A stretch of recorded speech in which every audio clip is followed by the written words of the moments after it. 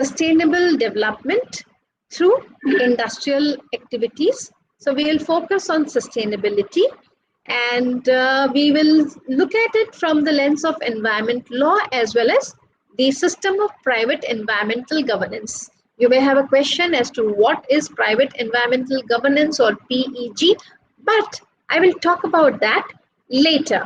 Okay, so you can see over here. I hope that the slide is visible. Can somebody confirm?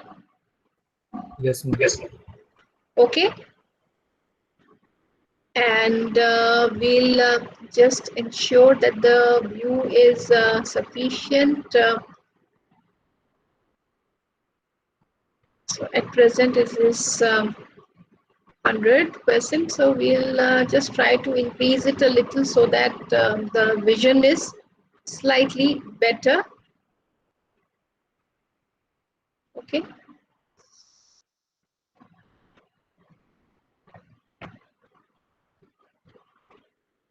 Is the vision any better? But I really wonder whether you'll be able to have the view of the full Yeah, slide. it is visible, ma'am. Okay, okay. Visible. Okay, so this is the new topic that we are talking of. Okay, I really wonder how many of you know about Environment Protection Act 1986. And can anyone tell me as to what actually prompted the government to come up with this legislation? We had air and water related Environment Protection Acts in place even before that.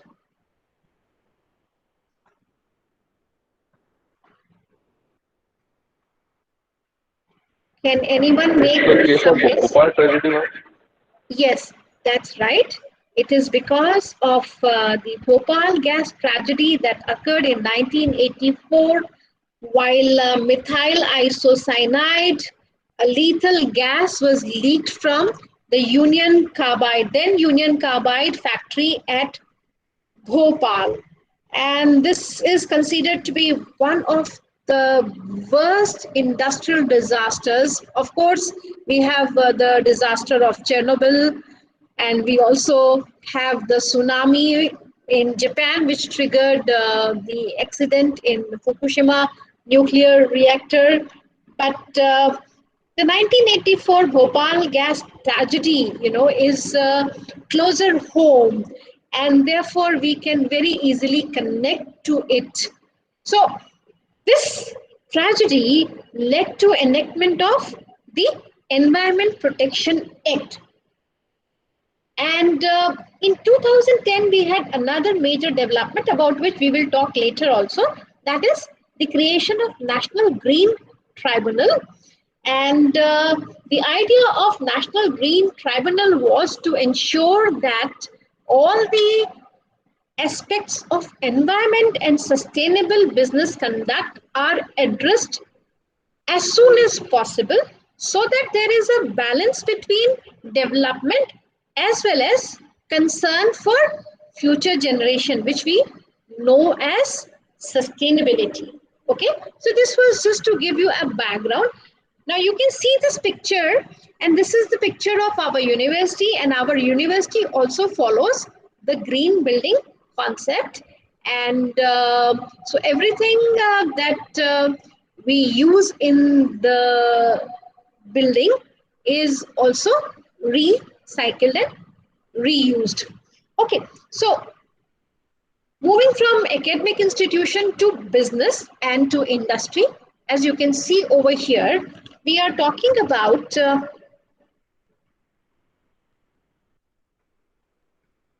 some of today's environmental problems, and I'm sure you can see over here that when you talk about environmental issues, we have the concern about pollution of air and water.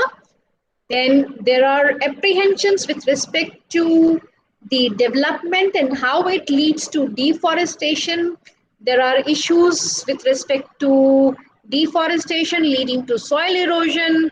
Then the rampant use of synthetic chemicals, the polymers, and the issue of the recycling of such chemicals, and also the kind of emissions which they create and how it leads to some of the other issues such as the climate change and global warming. Of course,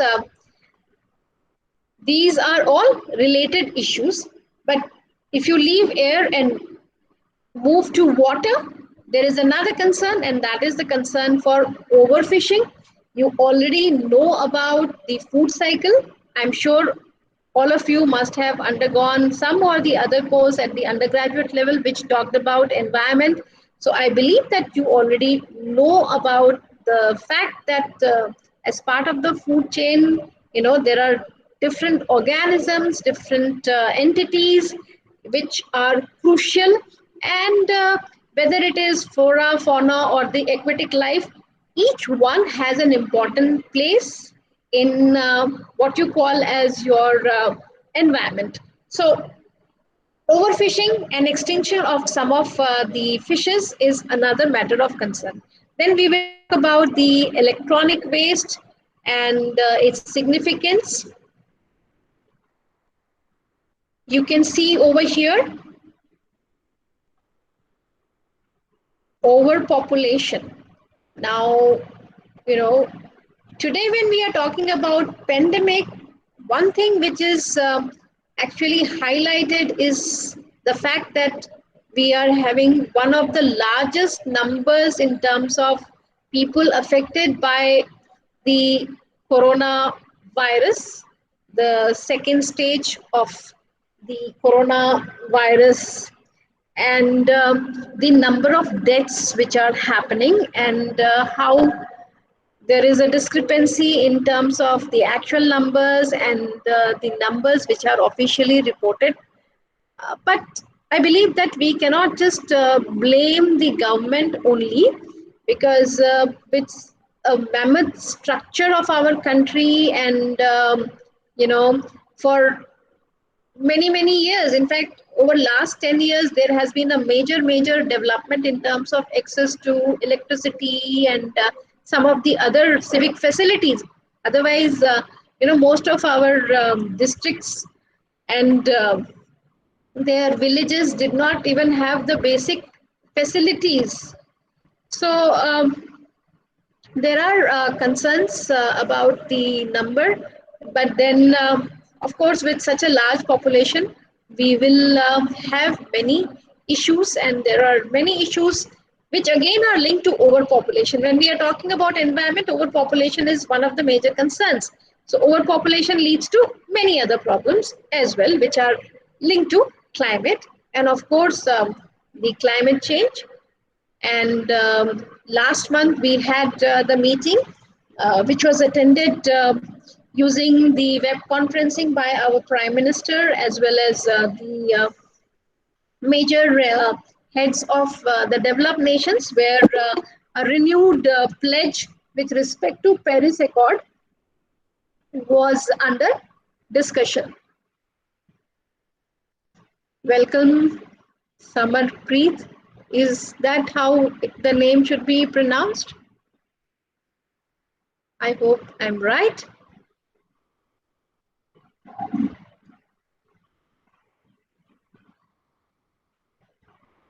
So going back to the slide, okay. So these are, some of the major concerns that we need to deal with. So we were talking about the regulatory mechanism for environment protection in our country, and I mentioned about the Environment Protection Act of 1986 and how it was enacted on account of the 1984 disaster which happened in the city of Bhopal. So when we are talking about Union Carbide, it was later on taken over by Dow, and Dow itself is under flag for some of the misadventure that it has done with respect to the environment protection. But again, we will talk about that later. So As you can see over here, this is the picture related to the Bhopal gas tragedy on the night of 3rd December. Thousands died as 30 tons of highly toxic methyl isocyanide gas leaked from the Union Carbide factory. Okay, so when you talk about the environmental law, it's a complex combination of the state, federal, and international treaty law pertaining to issues of concern to environment and protecting the natural resources. And when you talk about the system, when you talk about the environmental function of the government authorities, it covers both natural resource management and prevention of environmental quality degradation and ensuring that sustainable development take place. Incidentally, when you talk about the regulatory provision for the environment, it also even looks at concerns of noise pollution. And, so there are people who go to these regulatory bodies with appeal sometimes to ensure that, different forms of religious events which actually create a lot of noise, whether it is azan, whether it is arti, or whether it is some other kind of religious, activity. So even those are tackled and dealt by the regulatory authorities dealing with environment.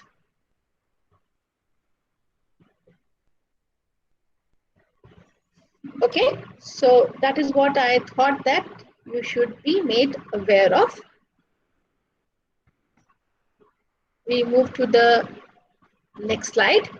Okay, now let us talk about sustainability. Okay, so can anyone give me a definition of what is sustainability? Can somebody try? What is the definition of sustainability? What does it cover? No one? So this is a concept which is under focus, and primarily it is about meeting the needs of the present without compromising the ability of the future generations to meet their needs. So whatever is the quality of life available to this generation, our generation, it is our moral responsibility, it is our ethical duty to ensure that we leave enough for the next generation in terms of use of our natural resources and avoidance of pollution, so that the next generation also has the benefit or the luxury of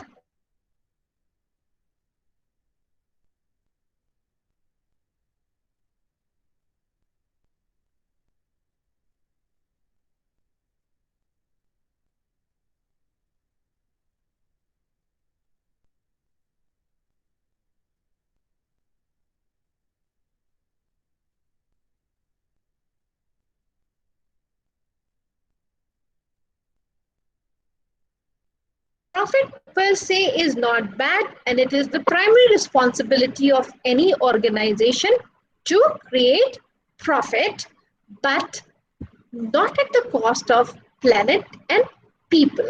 So the rightful combination of concern for profitability, concern for not only the present generation consumers, but also for the next generation, and the preservation of the ecosystem, ensuring that flora, fauna, and the aquatic life is maintaining at the level it should be.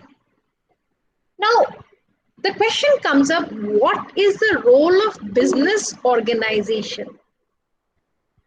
It is alleged that most of the pollution is occurring on account of business activities, and therefore it is imperative that business organizations pursue strategies and practices which promote the long-term well-being of environment, society, and the bottom line. So can anyone tell me what is bottom line?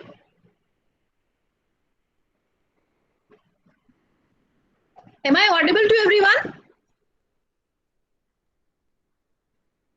Yes, ma'am, you're audible. Yeah. So can anyone tell me what is bottom line? Ma'am, the profit. Yes, the profit. So bottom line is important. Never lose sight of that. So when you talk about sustainability, there are three pillars of sustainability. We say that there is an ecological pillar, which is about the planet. There is a social pillar, which is about people. And there is an economic pillar, which is about the bottom line or the profitability. So this model primarily looks at all areas of life, which is both the natural life, the natural environment, and what we have created.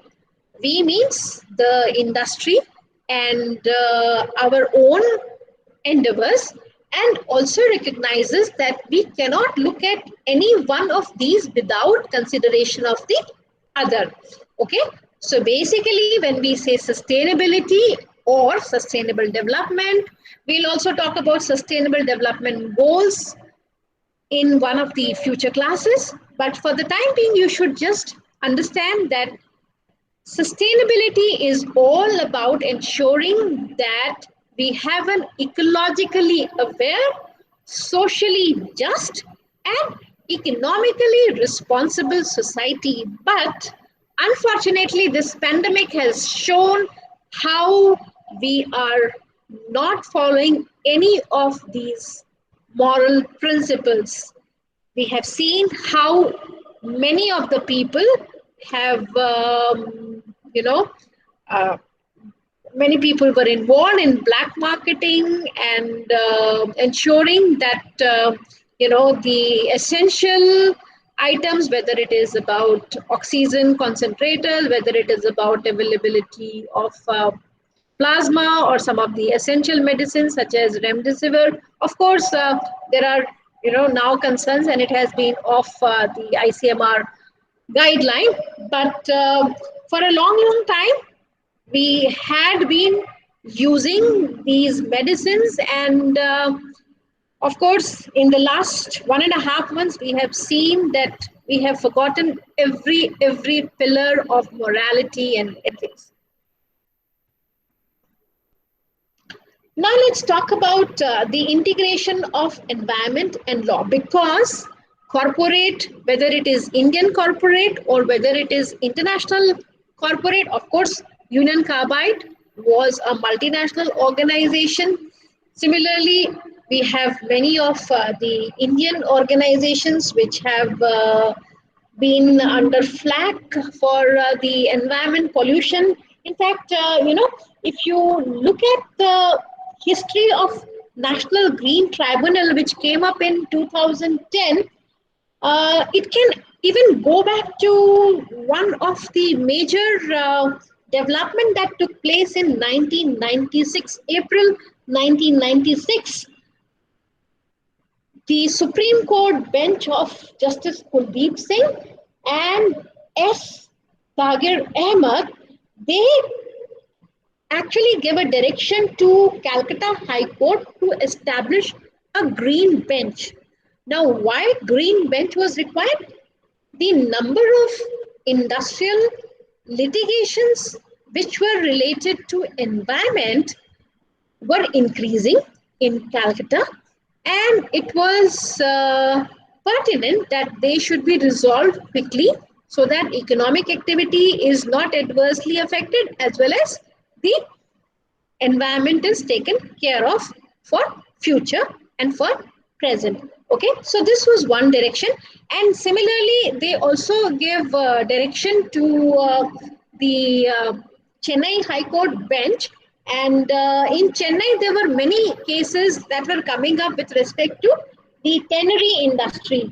And so, in fact, I would also like to mention that Justice Kuldeep Singh is also known as the Green Judge of India, the person who is responsible and who is credited for, greater awareness and enactment and enforcement of green into our business practice.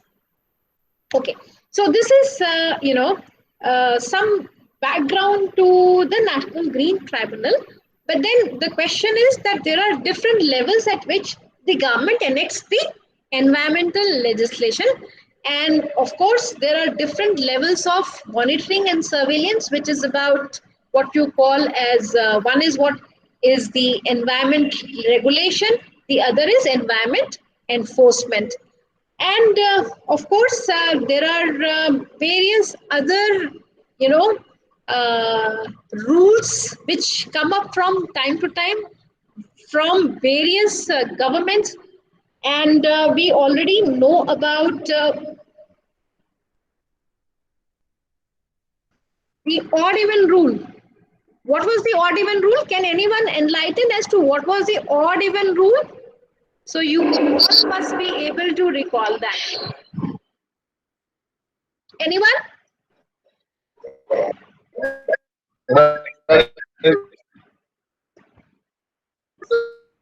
Oh, your voice is not clear. It's about it's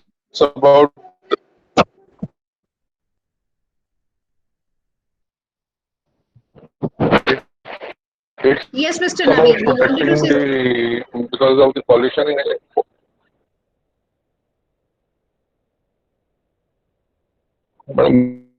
because of the pollution in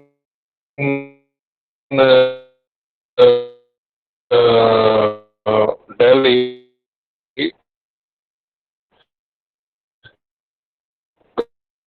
government uh, mm, uh, uh, uh, last year.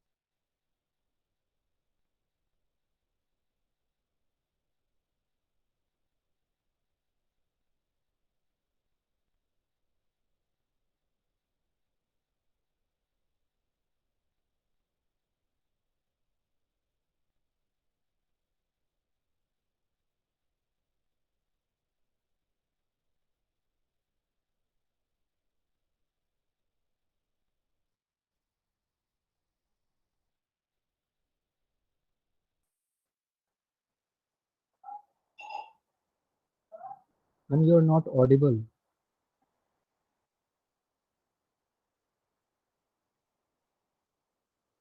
I'm sorry, I think I had muted to accommodate Mr. Naveen. Okay, so I will just repeat once again that the issue of odd even came under judicial scrutiny as well.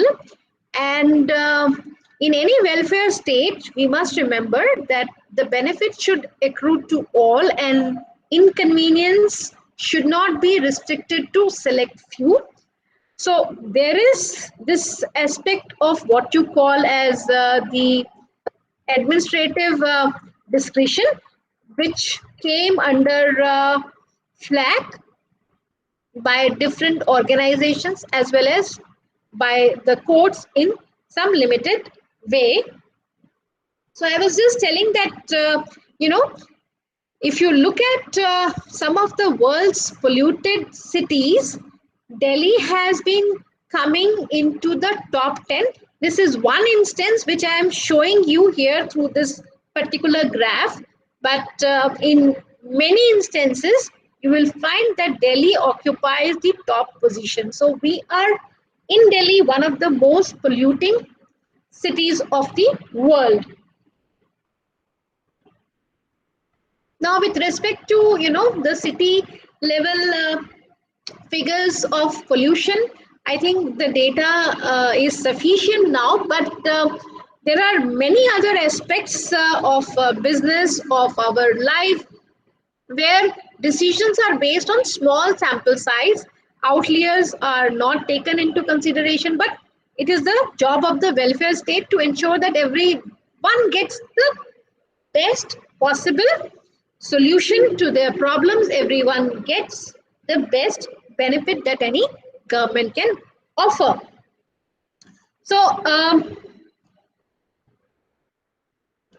let's talk about the regulatory authorities once again. So with respect to environment, you can see over here that the key regulatory authorities are: number one, the Ministry of Environment, Forest and Climate Change. Then you have the Central Pollution Control Board. Then you have the State Pollution Control Boards. Then you have district level authorities, which is the municipal corporation. And if you look at the scenario, there has been an upward trend in terms of regulatory enforcement.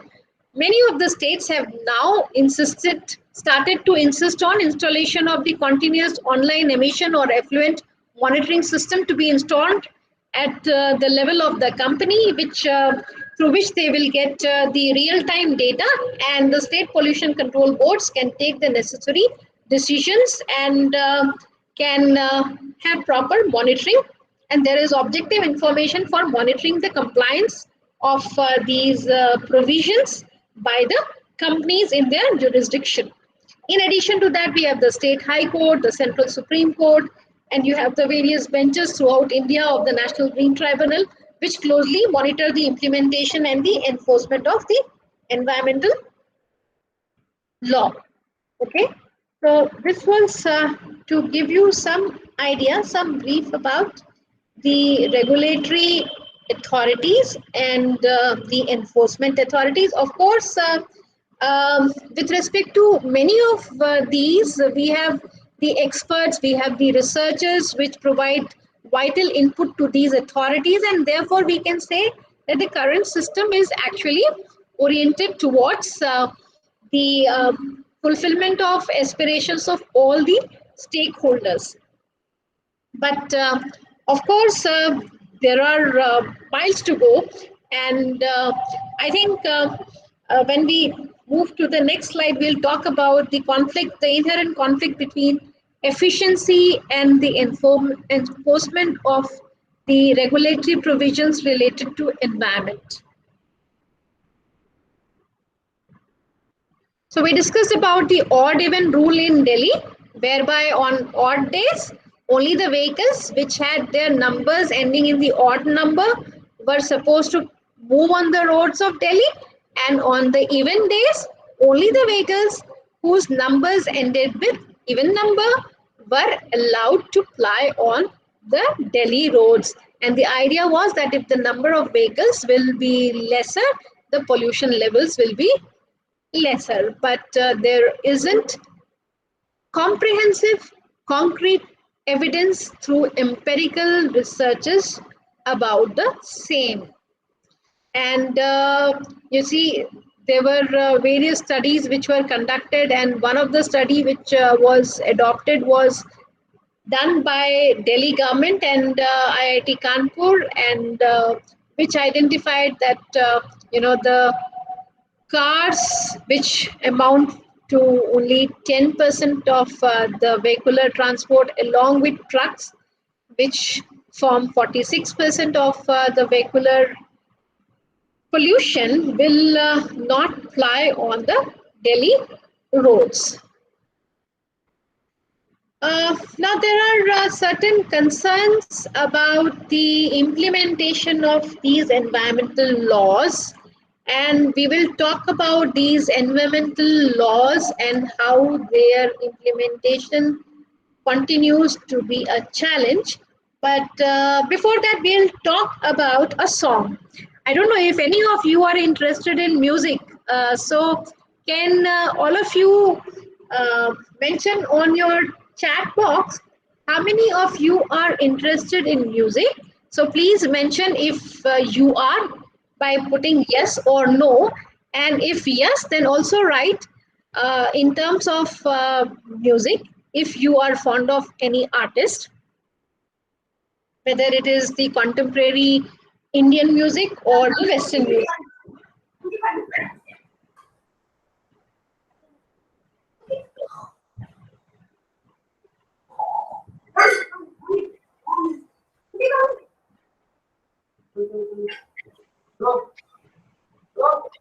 Nobody is making any mention. Okay, let me ask another question. How many of you have heard the song Country Roads Take Me Home to the Place I Belong?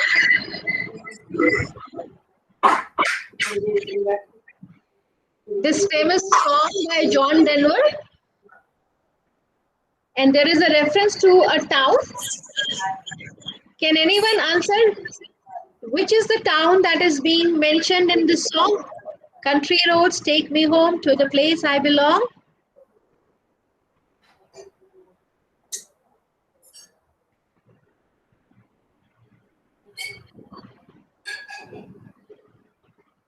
The place is West Virginia. They make a reference of West Virginia. So Virginia is a town in United States of America, and there is a reason why I mentioned this particular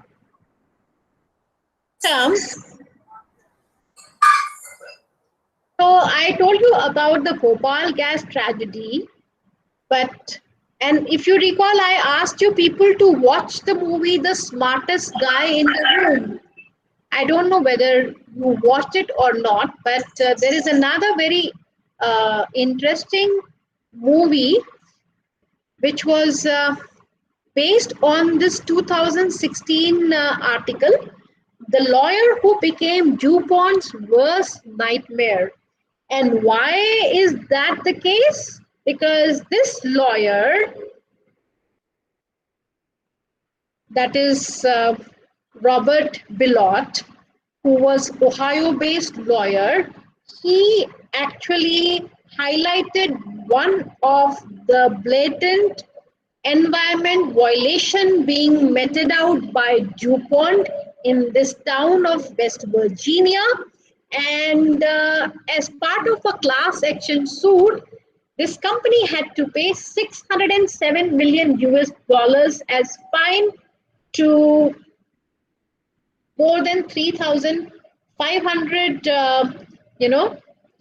cases against more than 3,500 cases, and this verdict came up in the year 2017.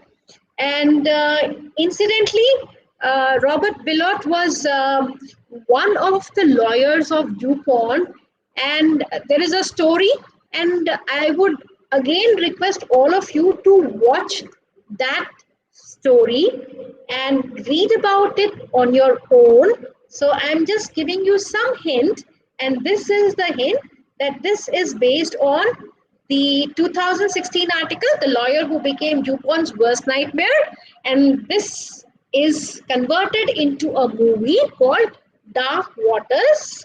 And Those of you who are fan of Anne Hathaway, she is also starring in the movie, so you can watch the movie if it is available online. But at least read about this particular case.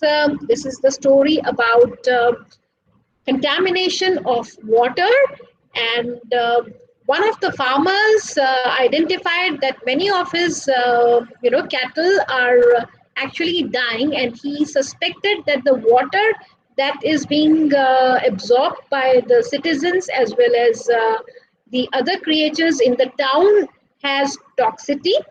And of course, since he was part and parcel of DuPont company, he was an attorney for DuPont. It was a difficult decision for him to come out in public and file a litigation against this misadventure of DuPont.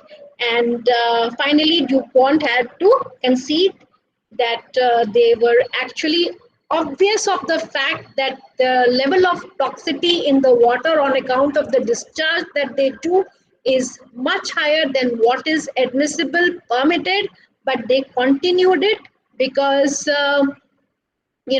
the cost of compliance was far more than letting it just happen the way it is. In fact, you see, one of the important consideration for the lawyers who are in the field of environment is that there is so much of data that is confidential. I mean, there are certain statutory requirements for disclosure, but then there are trade secrets, there are technology issues, and so much of it is still hidden, and we do not know about many of the things.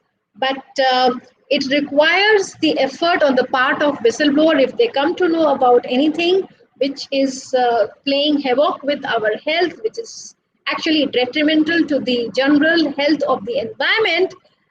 It should be brought to the notice of people. In fact, there is another movie which I would request all of you to watch, and that is Erin Brockovich.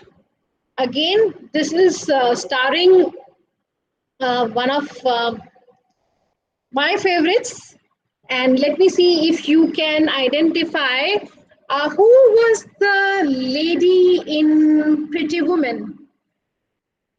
Can anyone identify? Can you identify the pretty lady in Pretty Woman?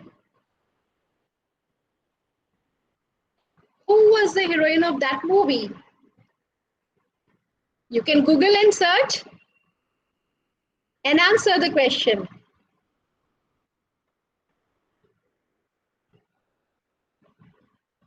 The name of the movie is Erin Brockovich, and this is the name of the activist who again came up and challenged one of the corporate entity which was again involved in an act of environment pollution.